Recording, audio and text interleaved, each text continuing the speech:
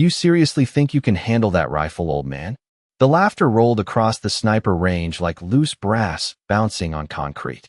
Marines in desert camo leaned against ammo crates and folding tables, grinning as the old man stood quietly near the display wall. The afternoon heat shimmered above the gravel at Camp Pendleton, bending the distant steel targets into blurry silver ghosts nearly 1,400 yards away.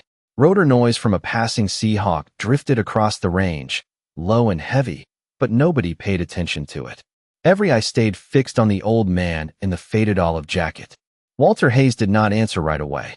At 82 years old, he stood with a slight bend in his back and weathered hands that looked carved from old leather, but his pale blue eyes remained sharp beneath the brim of his worn ball cap. He simply looked through the glass case at the rifle mounted inside. An old M40, walnut stock, deep scratches near the receiver. The kind of rifle most of the young Marines had only seen in museums or history books. Corporal Ethan Brooks smirked and stepped closer, spinning a pair of ear protection muffs around his finger. "That rifle's older than my grandfather," he said loudly. Matter of fact, it probably fought dinosaurs before Vietnam. More laughter erupted behind him. A few Marines lifted their phones, already recording. Walter ignored them. His eyes stayed on the rifle. There was something unsettling about the way he looked at it. Not admiration, not nostalgia, recognition, like a man staring across 40 years at something buried but never forgotten. Lieutenant Mason Reed walked over from the firing line carrying a tablet filled with ballistic charts. Young, square jaw, fresh authority polished into every movement.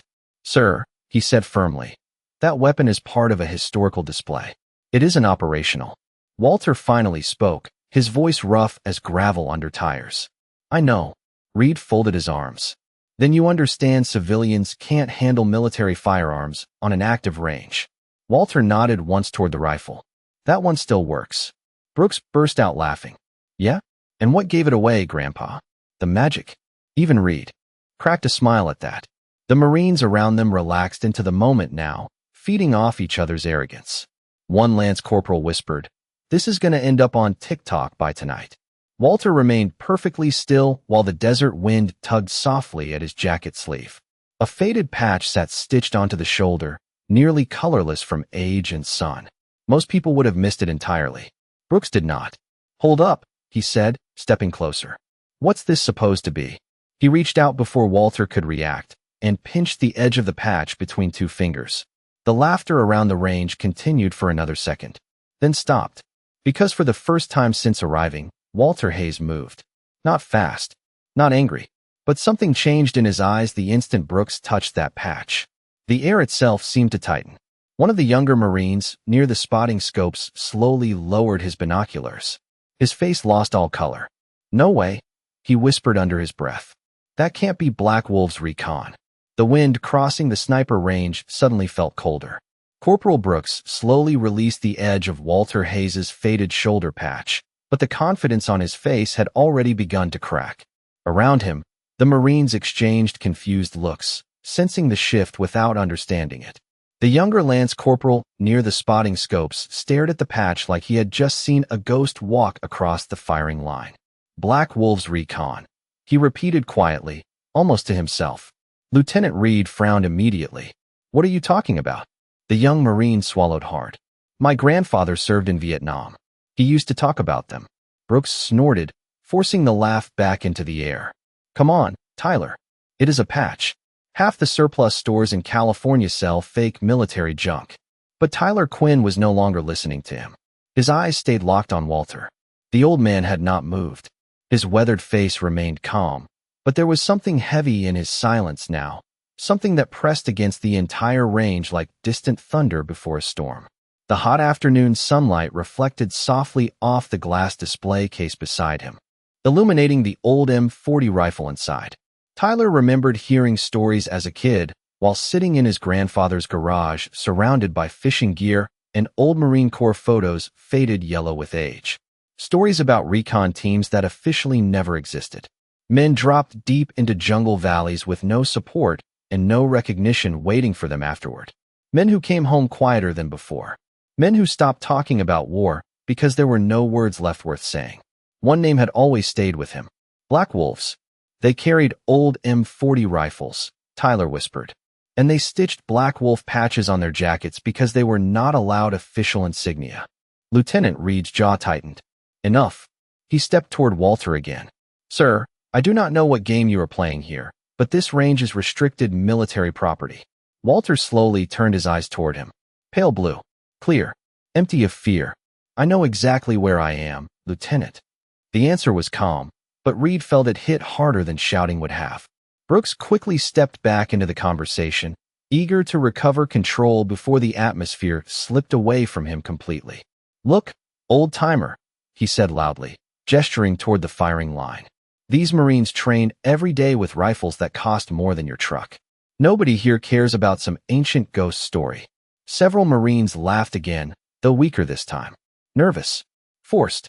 Brooks pointed toward the display case. You think you can outshoot recon Marines with that museum piece? Walter looked at the rifle for a long moment. The steel latches on the display case reflected in his eyes. No, he said quietly. I think that rifle remembers me.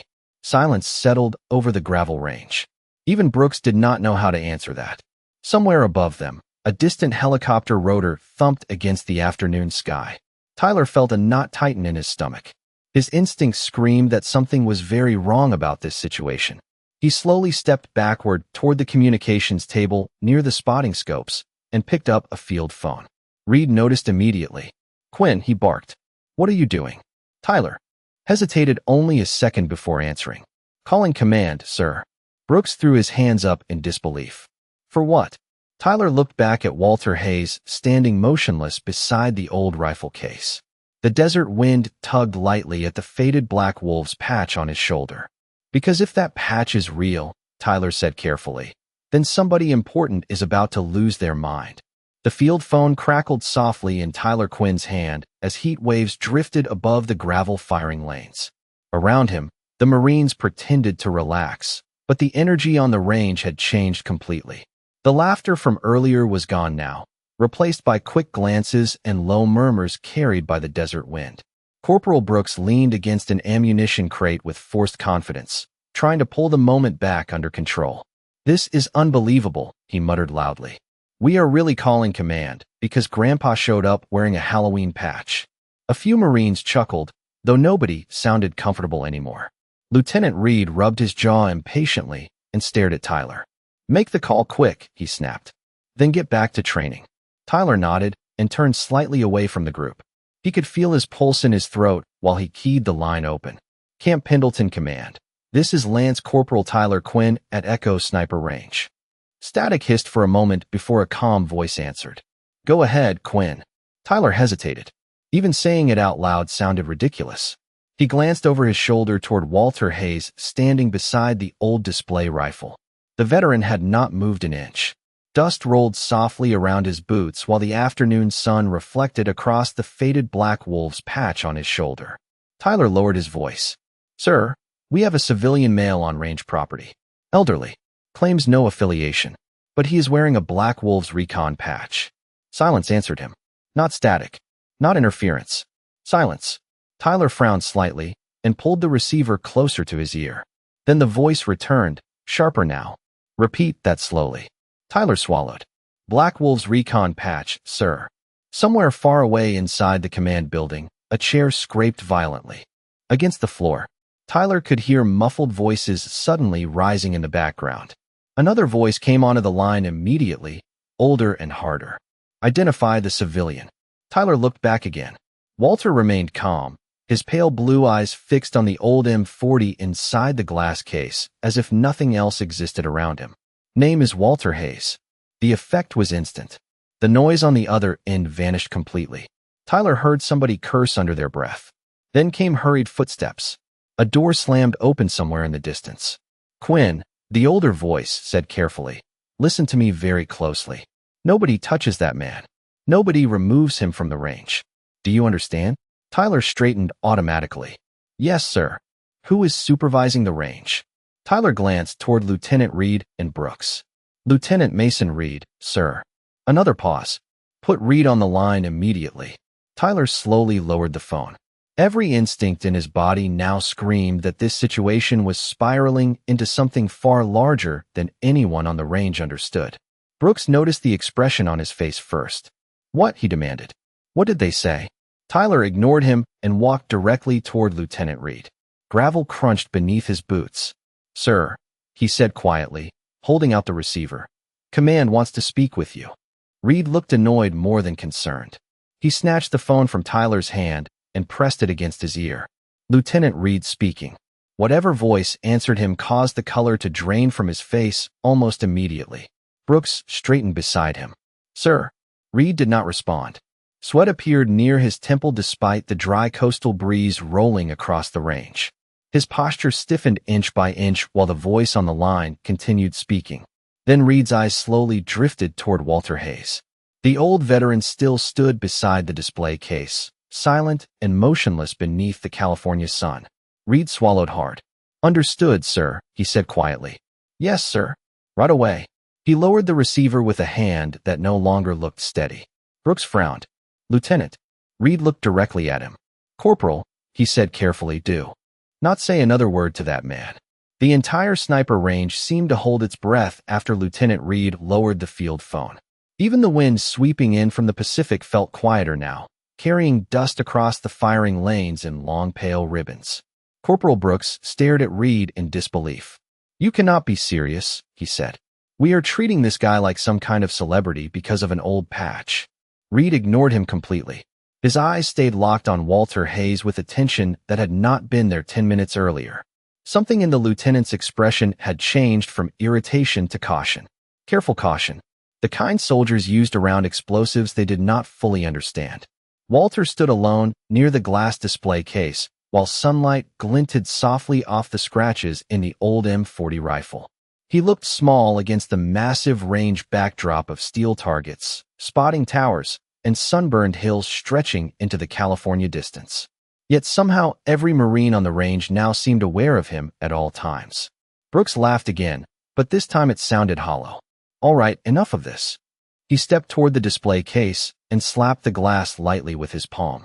"You know what I think? I think this entire thing is some old war fantasy." He pointed directly at Walter. "You walk in here wearing some mystery patch, acting all quiet and dramatic, hoping everybody treats you like a legend." Tyler Quinn immediately tensed. "Brooks, stop." But Brooks kept going. The embarrassment from earlier had curdled into frustration, and frustration was pushing him into dangerous territory. "No, seriously," he continued loudly, making sure every Marine nearby could hear him. "What exactly are we supposed to believe? That this old man was some secret super sniper nobody ever heard about?" A few uneasy smiles appeared around the range, but nobody joined the laughter this time. Walter finally looked at Brooks fully. His pale eyes remained calm, but there was a weight behind them now that made the younger Marine instinctively slow down. "Nobody asked you to believe anything," Walter said quietly. The answer hit harder than Brooks expected. The old veteran did not sound angry. He sounded tired, deeply tired, like a man who had spent decades carrying memories too heavy to explain. Brooks shook his head and pointed toward the rifle inside the display case. "Then prove it," he snapped. "If that thing remembers you so much, pick it up." Lieutenant Reed immediately stepped forward. "Corporal, enough." But Brooks was committed now, feeding off his own pride. "Come on, sir," he said, turning toward Reed. "What are we scared of? Worst case scenario, Grandpa misses a target and everybody goes home." Reed's jaw tightened hard enough to show muscle beneath the skin. Before he could answer, a deep rhythmic sound rolled across the range from somewhere beyond the hills. Whump, whump, whump. Rotor blades. Every Marine turned instinctively toward the sky. Tyler felt his stomach drop immediately. A black helicopter swept low over the ridge line, sunlight flashing across its cockpit glass. Sand and gravel exploded outward as it descended toward the open landing zone beside the sniper range. Brooks stared upward, confused. Why is command sending a bird out here? Nobody answered him. The Black Hawk touched down hard enough to rattle the empty brass scattered across the concrete firing bays. Rotor wash hammered through the range, flattening tarps and whipping dust through the air like smoke. Marines grabbed their caps while Reed instinctively snapped to attention. The helicopter door slid open before the rotors even slowed completely. A tall figure stepped out wearing a service cap and desert tin uniform marked with 4 stars across the collar. General Victor Holloway. Every Marine on the range froze instantly. Brooks felt the blood drain from his face. High-ranking officers did not fly personally to sniper ranges over uniform patches. Holloway moved fast across the gravel, ignoring Reed's salute entirely. His sharp eyes searched the range once, then stopped on Walter Hayes. The general's expression changed immediately. Not confusion, recognition. Deep, immediate recognition. And for the first time since arriving, Walter Hayes smiled very slightly. The Blackhawk's rotor wash thundered across the sniper range, whipping dust into spirals around General Victor Holloway as he crossed the gravel with long, deliberate strides. Nobody moved. Nobody even breathed loudly. Marines who had been laughing minutes earlier now stood frozen beside spotting scopes and ammunition crates, watching one of the most respected generals in the Corps walk directly toward an old man in a faded jacket. Lieutenant Reed held his salute stiffly, but Holloway passed him without a glance. The general's focus never left Walter Hayes. There was no uncertainty in his expression, no hesitation. He knew exactly who he was looking at. Walter remained beside the display case, calm beneath the screaming rotors overhead. His silver hair shifted softly in the wind while sunlight reflected off the old M40 rifle beside him. For a long second, neither man spoke. Then General Holloway stopped 3 feet away and removed his service cap. The movement hit the Marines harder than shouting ever could. 4-star generals did not remove their caps for ordinary civilians. Holloway's weathered face softened with something deeper than respect. Recognition mixed with memory. "Walter," he said quietly. The old veteran gave a slight nod. "Victor." Brooks blinked hard. His brain struggled to process what he was hearing. Generals did not address strangers by first name, especially not with voices that sounded almost personal. Around the range, Marines exchanged silent looks of disbelief, while Tyler Quinn felt the knot in his stomach tighten even further. Holloway's eyes drifted toward the faded Black Wolves patch on Walter's shoulder. The general stared at it for a moment, as though seeing 40 years vanish in front of him. "I have not seen that patch since 1972, he said softly. Walter glanced toward the distant hills beyond the range. "Most people who wore it never came home." The words settled heavily over the firing line. Even the rotor noise seemed distant now. Brooks slowly lowered the phone he had been secretly recording with. His earlier confidence was gone completely. Holloway finally turned toward the Marines. The temperature in his expression dropped instantly. "Who touched his patch?" he asked. Nobody answered. Reed's jaw tightened while Brooks stared at the gravel beneath his boots. The silence stretched painfully. Then Tyler Quinn quietly pointed toward Brooks. Holloway looked directly at the young corporal. Nothing dramatic happened. The general did not raise his voice. Somehow that made it worse. "Corporal," he said calmly. "Do you know what Black Wolves Recon was?" Brooks swallowed hard. "No, sir." Holloway nodded once, slow and controlled.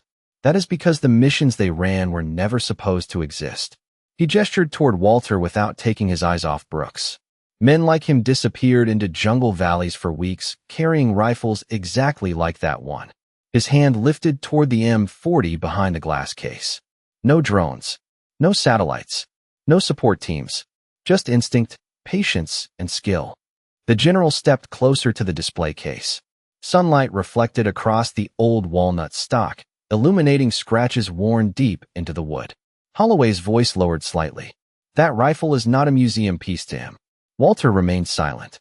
But for the first time, his eyes shifted fully toward the rifle. The distant rotor wash faded into memory. Heat shimmered above the gravel range. Somewhere deep behind those pale blue eyes, another world had already returned. Thick jungle humidity. Endless rain tapping against leaves. The low mechanical hum of Huey blades cutting through fog. Young Marines waiting in silence for a single rifle shot that meant survival. Walter slowly reached one weathered hand toward the display glass. Not touching it, just close enough to see his reflection beside the rifle. "I carried her through 17 operations," he said quietly, "and she never failed me once." The sniper range remained completely silent after Walter Hayes spoke. The old veteran stood inches from the glass display case, while the California wind rolled dust around his boots in slow circles. Across the firing line, Marines who had arrived that morning full of swagger now watched him with something entirely different in their eyes. Not fear, something closer to uncertainty. The kind men felt when history suddenly stopped feeling distant. General Holloway kept his gaze on the old M40 rifle for several seconds before speaking again. That rifle should have been retired decades ago, he said quietly. Walter gave the faintest shrug. Probably should have. A few Marines shifted awkwardly near the spotting tables. Nobody knew where to look anymore. The old stories they used to joke about suddenly stood breathing in front of them beneath the afternoon sun. Holloway stepped closer to the display case and rested one hand lightly against the metal frame. You know, he said, almost thoughtfully, they teach long-range shooting differently now. Walter's pale eye stayed on the rifle. I know. Holloway glanced toward the rows of modern precision rifles resting along the firing benches. Carbon fiber stocks, advanced optics, digital ballistic calculators mounted beside thermal scopes. Millions of dollars in technology spread across the range. Everything is software now, the general continued. Computers calculate the wind. Sensors track humidity. Spotters feed instant corrections. Walter nodded slowly. And when the batteries die? Nobody answered. The question settled heavily over the Marines standing nearby. Brooks looked down at the expensive rifle slung across his chest. For the first time all day, he suddenly felt young. Very young. Holloway finally turned toward the range officers. Open the case. Lieutenant Reed blinked. Sir, open it. Reed hesitated only a fraction of a second before hurrying toward the display controls mounted beside the wall. The electronic lock clicked loudly in the silence. Behind the glass, the old M40 rested under soft display lighting like something sacred. Walter did not move while Reed carefully opened the case door.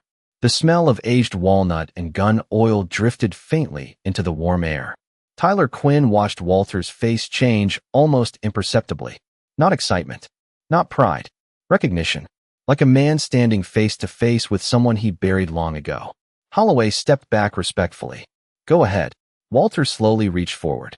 His weathered hands trembled slightly with age, but the instant his fingers touched the rifle, the trembling stopped completely. Several Marines noticed it immediately. Brooks felt goosebumps crawl up his arms despite the heat. Walter lifted the rifle carefully from the case. The old woodstock bore scars from another lifetime. Deep scratches near the receiver. Worn edges polished smooth by years of use. The sling looked older than some of the Marines standing there. Walter held it with natural familiarity, his hands settling into place without thought, like memory taking over where age ended. Holloway watched quietly. You still remember the weight? Walter adjusted the rifle once against his shoulder. 7.5 pounds, he answered instantly. Tyler stared in disbelief. Walter slowly looked across the range toward the steel silhouette positioned far beyond the visible marker flags. 1,400 yards. Heat distortion danced across the desert floor between the firing line and the target. Even experienced Marine snipers struggled with shots at that distance. Brooks finally found his voice again. There is no way, he muttered under his breath. Walter heard him anyway. The old veteran glanced sideways without anger. You boys trust computers too much. Then he looked back toward the distant target. The wind shifted softly across the hills. Walter closed his eyes for one brief second. And somewhere deep inside him, the California range disappeared completely. The dry ocean breeze became humid jungle air. Rotor blades echoed faintly through memory. Rain tapped against leaves overhead. Young men waited in silence for a single rifle shot to bring them home. When Walter opened his eyes again, they no longer looked 82 years old. Walter Hayes lowered himself slowly onto the firing mat while the entire sniper range watched in absolute silence. The old M40 rested naturally in his hands. No hesitation in the movement, no uncertainty. Age still showed in his shoulders and silver hair, but not in the way he handled the rifle. Marines standing behind the firing line exchanged uneasy looks as the old veteran settled into position with a calm precision none of them expected. General Holloway remained nearby with his arms folded behind his back, saying nothing. He did not need to. His presence alone had already transformed the range. Completely.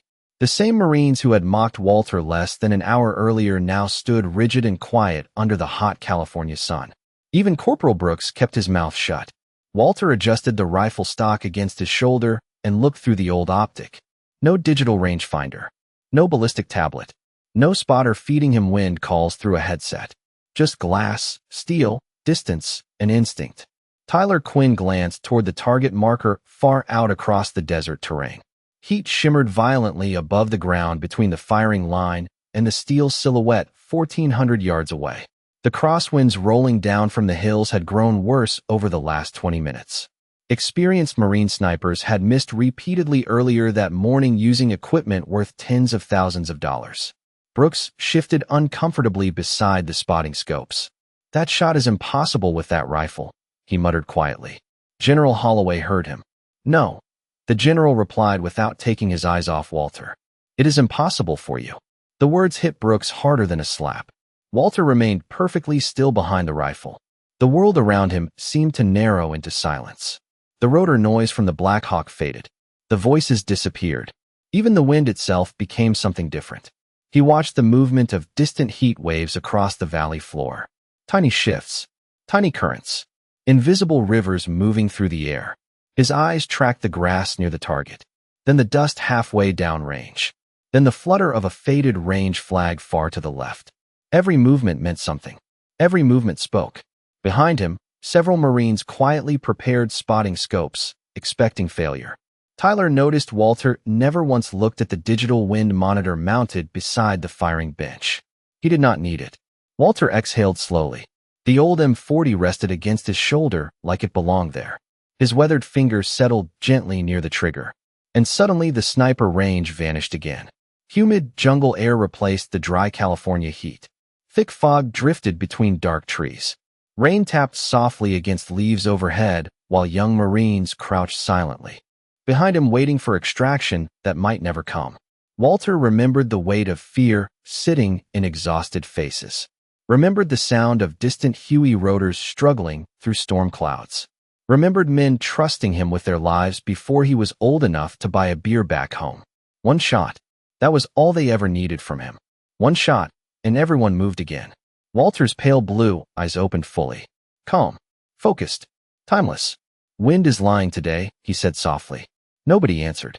The Marines behind him barely dared breathe now. Walter adjusted the rifle half an inch. Tiny movement. Barely visible. Then he became completely motionless. 5 full seconds passed. The range felt frozen in time. Brooks stared through a spotting scope with growing tension crawling across his face. Tyler realized his own hands were clenched without noticing. General Holloway stood silent beside the firing line, watching like a man reliving an old memory. Then the old rifle cracked across the range. The sound echoed off the distant hills sharp and clean beneath the afternoon sky. For a heartbeat, nobody moved. Nobody even blinked.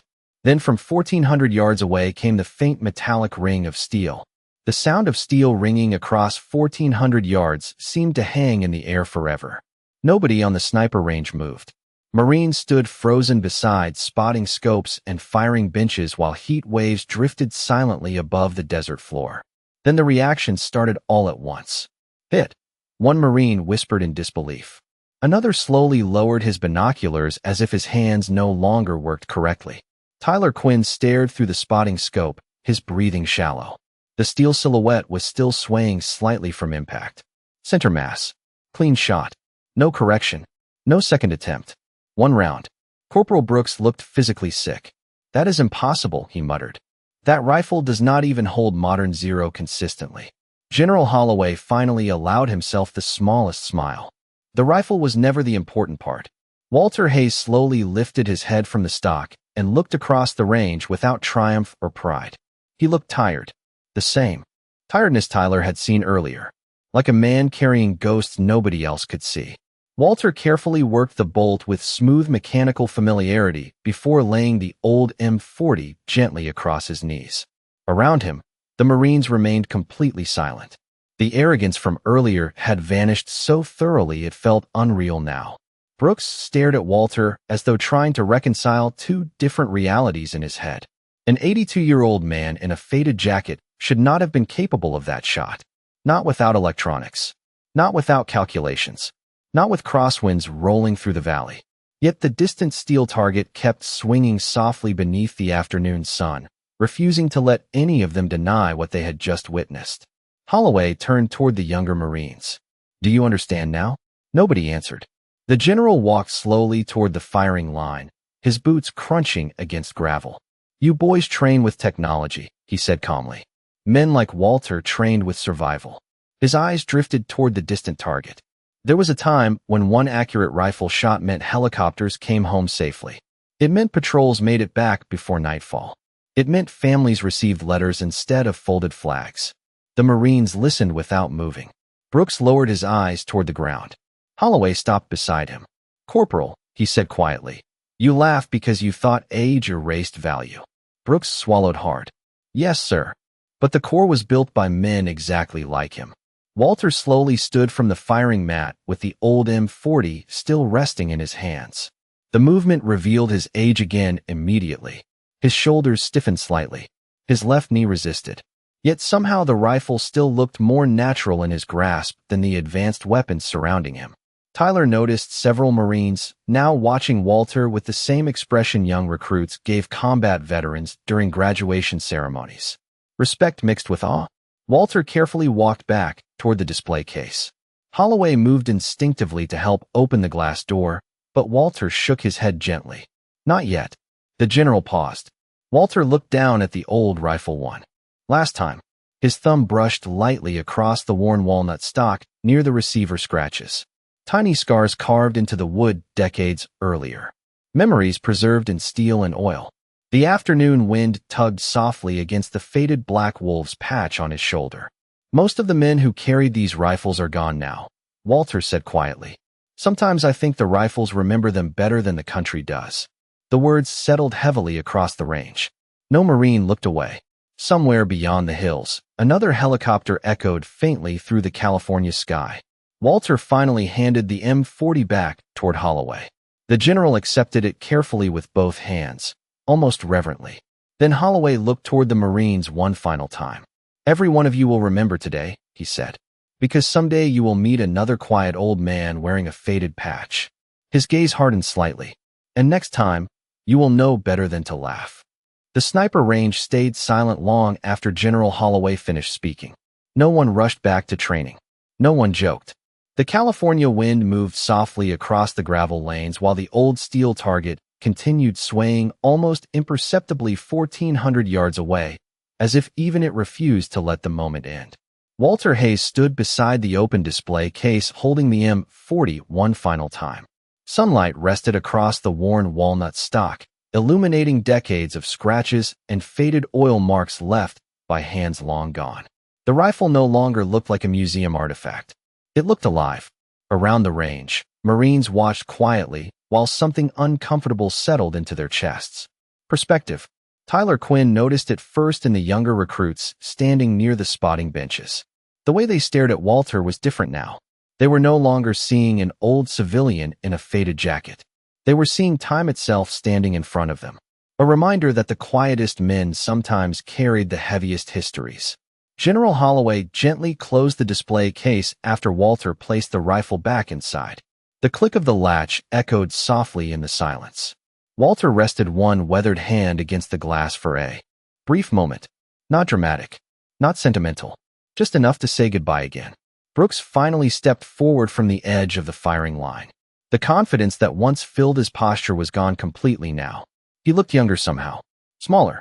"Sir," he said quietly. Walter turned toward him. Brooks swallowed hard before continuing. "I should not have laughed at you."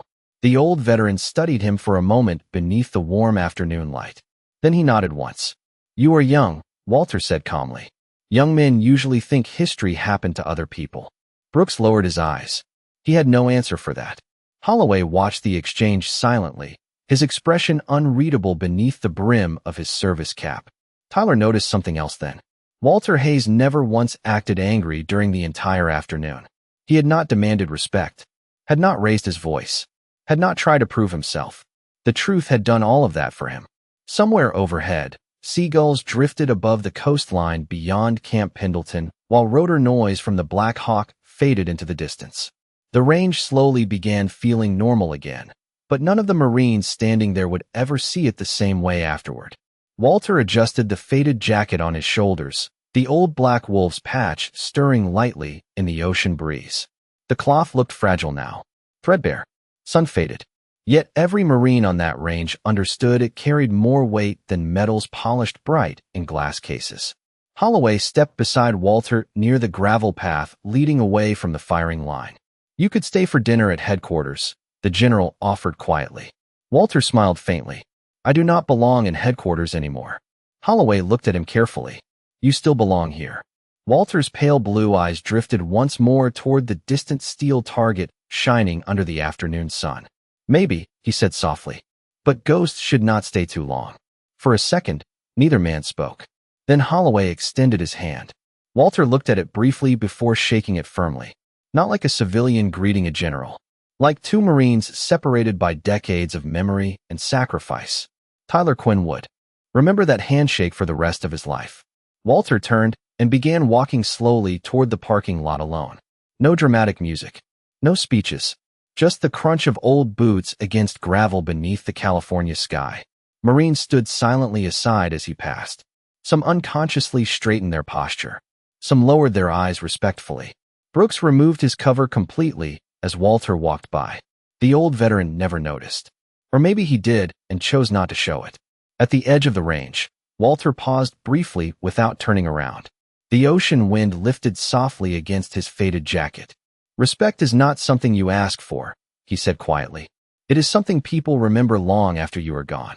Then he kept walking, smaller and smaller beneath the golden afternoon light, until the old Black Wolves patch disappeared beyond the hills.